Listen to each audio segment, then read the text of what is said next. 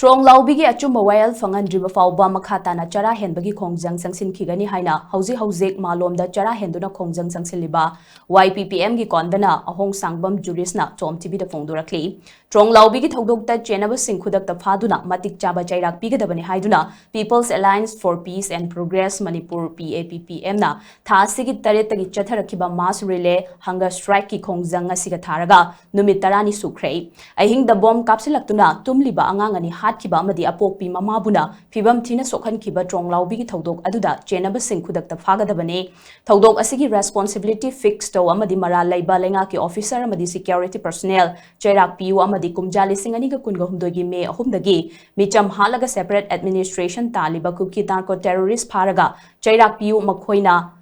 Thakpa langda miyam thudana bahotna minasi haiba banner makhada chathariba mass hunger strike ki khongjang asida hauzik chara henduna saruk yariba Youth for Peace and Progress Manipur YPPM gi kondana ahong sangbam Jurist na TOMTV da hai tha asigi taret ta thokiba Tronglaobi gi thodok adu yamna ningba kaiba thodok amane thodok asigi achumba wayal fanghanbiyo haiduna numit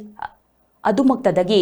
PAPPM na mass hunger strike ki khongjang asi sangsinduna lakpane mamangda su hemanjit amadi lenthoi nganbi gi thodok jiribam gi angang yauna miyoi taruk ki thodok amadi kakchingdagi risikandagi thodok na chingba thokiba laikre thodok sing asigi achumba wayal hauzik fawbo fangdana leiri chairak asida handak amuk Tronglaobi da leiba yum amada bom kapshinduna mamaga loina na tumduna leiriba apikpa angang ani tamthina hatkiba amadi apokpi mamana fibam thina sokhan kibagi thodok ase yamna ningba kaiba amane thodok adu yaningdaba fongdoktuna miyamna khongjang sangsinbada miyoi ahum CRPF na nongmaina kapadagi leikidaba adusu yamna laibak thiba amane lamdam asida thokiba tonga be isu kaya achumba wayal fangdana namshinduna thamkibagi chatnabi ama leiriba sigum handaki Tronglaobi gi thodok asisu namshinduna thamkigadra haibagi chingnaba chauna lei Tronglaobi gi thodok asigi achumba wayal fangdriba fawba chara henbagi khongjang asi chathakigani haina mahangna makhata khi duga inong nong na handaki angang ani gi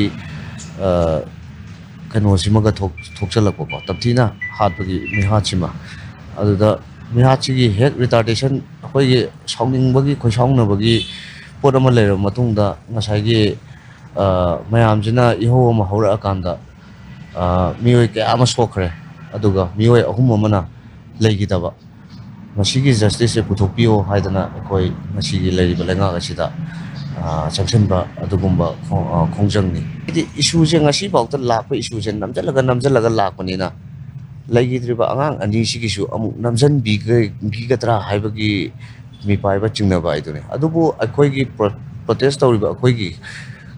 wakhalon dadi ngasi bawbada puthoktri bawbadi akoi makha chathagi gani haiba wafamse ai media gi thongda thamse